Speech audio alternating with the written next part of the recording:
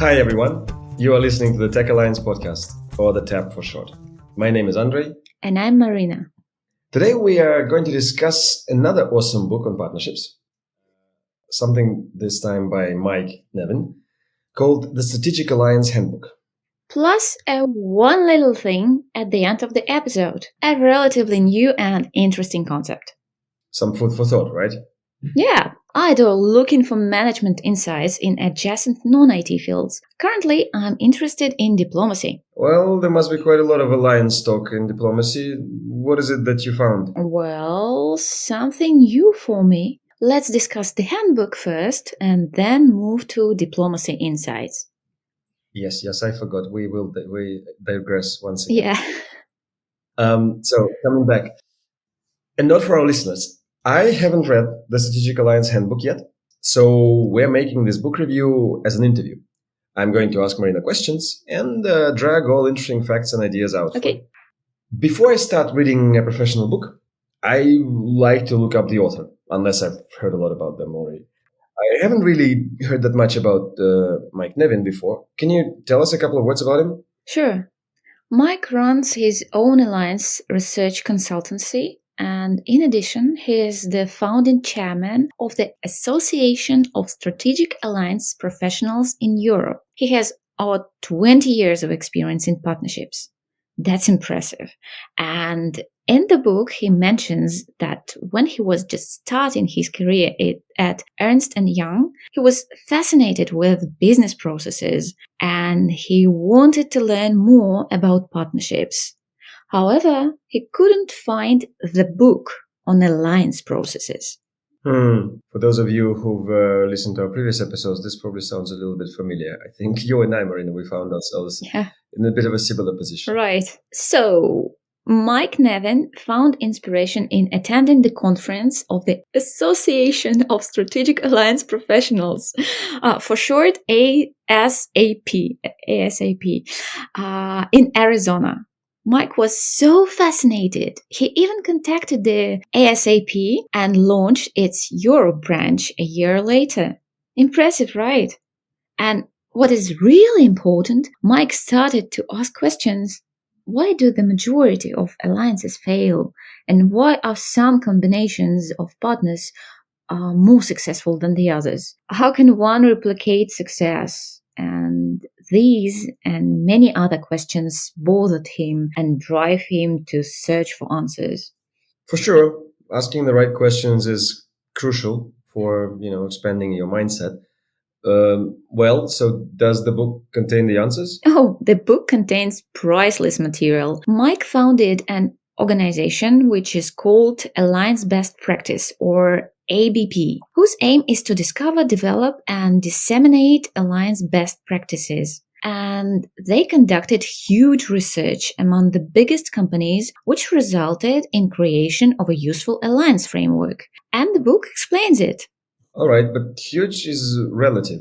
So how huge was this research? Well, as far as I remember, they examined something about 27,000 instances of alliances and analyzed how many of those were successful. By successful, I mean they delivered hoped for results. And what were the common factors? I mean that they analyzed all the companies and tried to find what did they have in common. And, well, try to guess how many of them were really successful.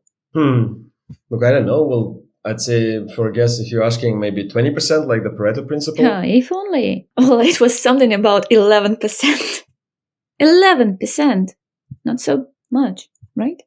Yeah, that's a surprisingly low number. And then ABP started digging in and found common success factors. Well, the findings were assessed by the members of SAP, and since then, even more companies participated in the research and contributed more consistent results. All right, so I'm always a little bit skeptical when people try to draw commonalities, especially across fields. But I'm particularly interested to see that here we have a fairly big sample, right? Even if it was just 11%, it was still 3,000. So did they manage to find common important features? Yeah, As a matter of fact, they found 52 recurring factors. They could be divided into following categories like commercial factors, technical, strategic, cultural, and operational. All of them are important, although the degree of their importance may differ. Mike compares factors to DNA, like the collection is the same, however, the combinations are numerous. And the idea is that knowing these 52 factors, you can analyze, benchmark with the others, and find growing points. That sounds like a seriously useful tool to me. Can you name at least some of the other factors? Maybe some of the most important ones? Well, honestly, it's quite hard to say which are more important than the others. Well, business value proposition, maybe identified mutual needs, or maybe risk sharing, common vision, dedicated managers, of course, and quality review. A lot. I Mm-hmm. don't want to name all 52 because it's too long. I do recommend reading the book and detailed description of all factors. All right. But then the question is, does he also provide advice on how to conduct benchmarking and analysis? Because it's one thing to have a fact, it's another thing to be able to quantify it. Yeah, sure. Especially if you try to quantify how your partnership is successful and try to benchmark other partnerships of other companies, which usually very different from your case. However, why I adore the book is that because it gives you great instructions on how to conduct benchmarking, and it gives precise steps and gives relative examples. Well, most of them are from pharma, aviation, or tech fields. Lots of cases are from IBM and its partners. Well, but even if you are new to alliance management, it's quite easy to understand what you have to do and how in order to conduct benchmarking. All right, all right. Let me see then if I understand that well. It looks like the book uncovers 52 common success factors for effective partnerships and explains how to develop them. Is that about right? Exactly. Besides, it gives helpful examples of what to expect if your partner company is of equal or different sizes, covering possible challenges. I also pointed out the organization maturity levels. According to the book, there are three stages of maturity. Stage 1, opportunistic. Stage 2, systematic. Stage 3, endemic. Often companies start partnerships not because they have a collaborative strategy in mind. They just spotted a market opportunity which they can't secure on their own.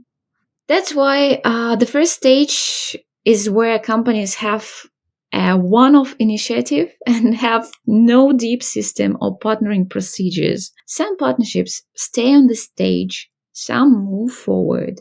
That actually, yeah, that resonates quite well. I think that fits my own experience. I can sort of confirm. Yeah, I know Mike's research was a lot beyond my personal experience, but it's always good to have that kind of validation in your head. And then the second stage he's calling systematic. What does that mean? Well, over time, companies may see that their collaboration bears fruit and recognize that some parts of business are not entirely under control. Then they start developing systems and procedures to exert a more predictable degree of control over it.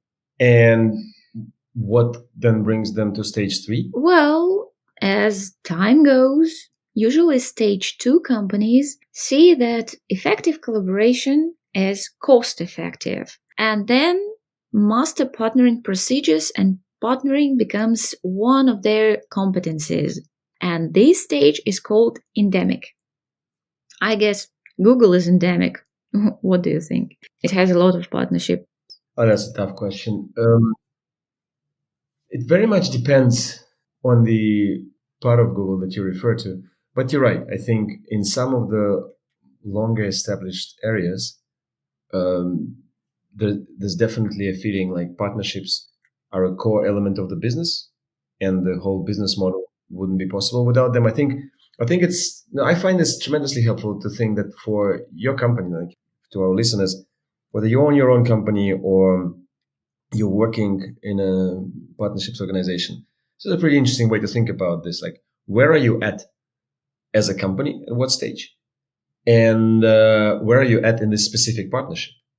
So, so yeah, and I guess this endemic, if you like, if you take Mike's terminology, this endemic nature of partnerships is to be taken. Let's go back to the book. I believe that this part about the stages is important because if you understand where your company is right now, it is easier for you to understand where you have to go and what are your opportunities for growing. Yeah, exactly, and that gives you the chance to be more deliberate about it because it's not like you have to progress along those stages. It helps you being more effective. Yeah, you need to understand where you are and where you can go if you want to. I mean, I guess what I'm trying to say, you don't need to feel like your company must somehow naturally end up in stage 3. It can happen, and you can choose to try to make steps to make it happen.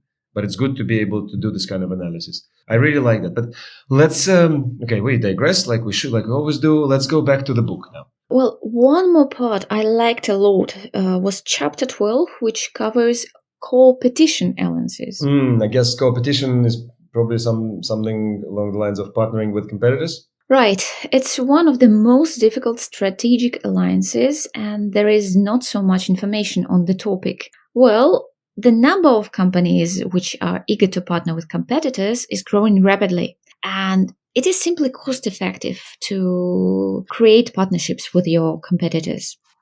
I mean, and also when you say there's not a lot of information, I do agree with this. However, what my gut feeling there is that a lot of the alliance is happening in IT. Whatever IT is a very broad field, but I'm looking across artificial intelligence, browsing technologies, other platform technologies.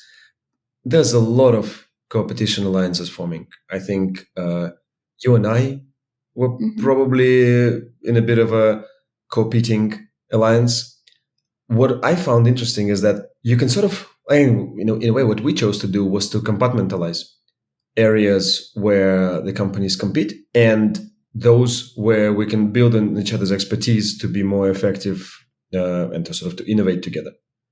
That to me was an interesting approach. What does Mike have to say about What that? the book says is that competitors may borrow each other's lines of distribution or even make use of competitor products. Well, car brands often install engines of other car producers because it is just more practical. One more example just came to my mind is about browsers. Like Chromium is used everywhere. A lot of browser brands use Chromium. Yeah, spot on, exactly. And although the end browsers are competing with each other for user attention and interest, all the companies contribute together to the underlying platform. We will get to this point, I hope, in the future. But I think this nature of partner and ecosystem-based alliances. I don't know if it's covered at all in this book, but in general, it's definitely a topic you and I need to get back to in more Yeah, a detail. good idea. All right. Well, okay, fair enough. Well, I mean, as always, our listeners, if you think it's a good idea for one of our future episodes, please say so in the comments. But back to the book. To me, so far, it sounds like it's full of jam-packed by really interesting insights. You've also mentioned the Association of Strategic Alliance Professionals. I've started reading their blog based on your recommendation, and it looks like they've contributed a lot to the partner development science. Actually, in the book, there is a chapter on alliance standards and schemes which covers programs and certifications to help a professional grow. Like, for example, Professional Development Guide, which provides a compilation of job descriptions and skills and competences. One more chapter is dedicated entirely to describing what competencies and personal traits a skillful alliance manager needs to succeed. Just can you imagine? This is crazy, and the book's been out since 2013, right? And I think I just wish you and we found it a little bit earlier. But still, I am so eager to read it in detail now. I hope our listeners are just as convinced. Um, One thing bothers me anytime I read a professional book on alliances. I just keep thinking that there are apparently so many simple and effective techniques, and all alliance managers must know how to partner. And it looks like most information is common sense and not exactly rocket science. I see your point. And but you do remember that of 25,000 companies, only 11% succeeded, according to the research. It means that managers need professional advice. And I'm really happy that such helpful books exist to to assist in building effective partnerships. Look, what can I say? I must agree. And I am so happy that more and more information is available.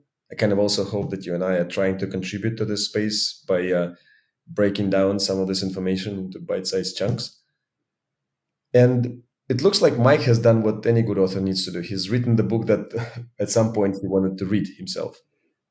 And now his work helps other partner managers to master the science. I'm That makes me kind of hopeful that more and more successful partnerships will appear in the future. And remembering my belief in the fact that this is critical for sustainable innovation, it makes me feel good about it. Yeah. And speaking of the future, the book ends with a chapter dedicated to the future of collaboration. And the author strongly believes that alliances is the most elegant business model, and more companies use partnerships to run business effectively. And I personally like the quote from Mike's mentor. Um, Collaboration has the power to solve all the world's problems. And that's true. I felt so inspired reading the part and so excited that we have launched the podcast to spread the culture of partnering and help this newborn management science grow. Well, what can I say? So am I. It definitely sounds uplifting to me. All right.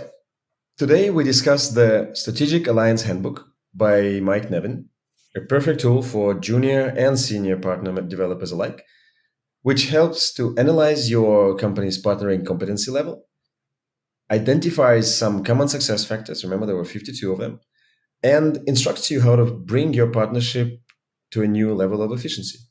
The book is dense, it contains a lot of useful material, and I recommend reading and rereading it several times. If you already read the handbook, I would recommend the next one, the Strategic Alliances Field Book. Actually, the handbook we discussed today was published in 2014 and the field book in 2022.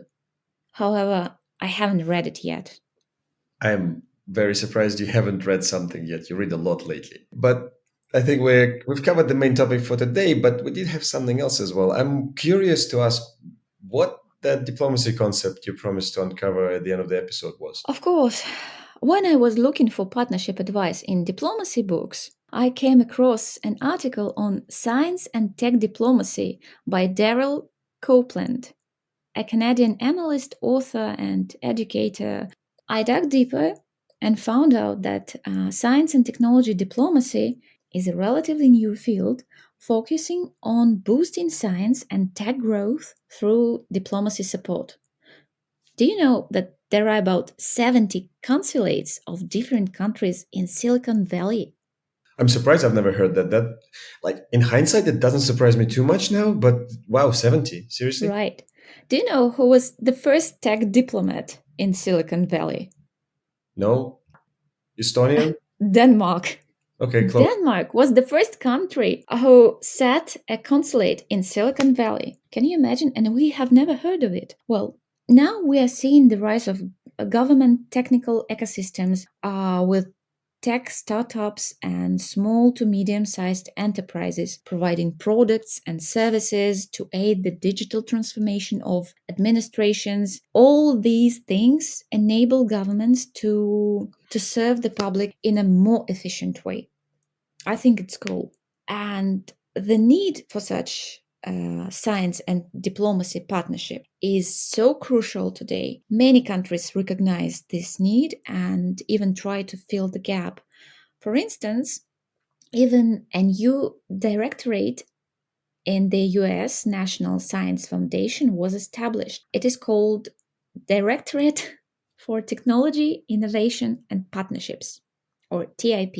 No, no way. Partnerships. There's directors for Yeah, partnerships. Yeah, okay, that sounds like a job opportunity. Okay. the aims are to accelerate breakthrough in key technology areas to grow long term US competitiveness, accelerate the translation of research results to practice, and grow partnerships among academia, industry, government, nonprofits, and so on. And blend expertise and resources. That sounds so inspiring. It's so cool that such fields do exist. What can I say? I mean, it does sound tremendously inspiring, and it's really new information. I don't know if any of our listeners, if you guys have heard about this before. Maybe, I mean, it would be amazing if somebody from the directorate is listening to us. Reach out. We'd love to talk to you. This sounds fascinating. Definitely want to research more and find out what other companies, like what's happening with this in Europe, in Australia, right, in Japan, in the emerging markets. I'd love to know if I'd say, for example, it feels to me that if the US needs a body of this nature, then the countries that are whose economies are growing and emerging need it even more because their technology plays an essential role in elevating the playing field for everybody. And I think GovTech partnerships are an absolutely amazing emerging new It field. is so inspiring. And it looks like collaboration is really a tool to solve all world's problems. Yeah, okay, that's a bold statement. Well, that's I don't know. I always what I hear. So Okay, I like to exaggerate. no, no, no. So do I. That is just that's the reason exactly why I'm trying to kind of bring in a little bit of reality check it here. However, you know what? To be honest, I'd like our listeners to give us examples of the world's problems that collaboration cannot solve, and we'll be happy to discuss ways in which we could potentially maybe change their mind. You know, I think that's it. That's your homework for the next time. Just give us examples of the world's problems that you think cannot be solved by collaboration. Me, for my part, I'm overflowing with energy after this to get back to work and continue fostering partnerships that boost innovation in the IT industry. Me too. Okay, let's wrap the episode up.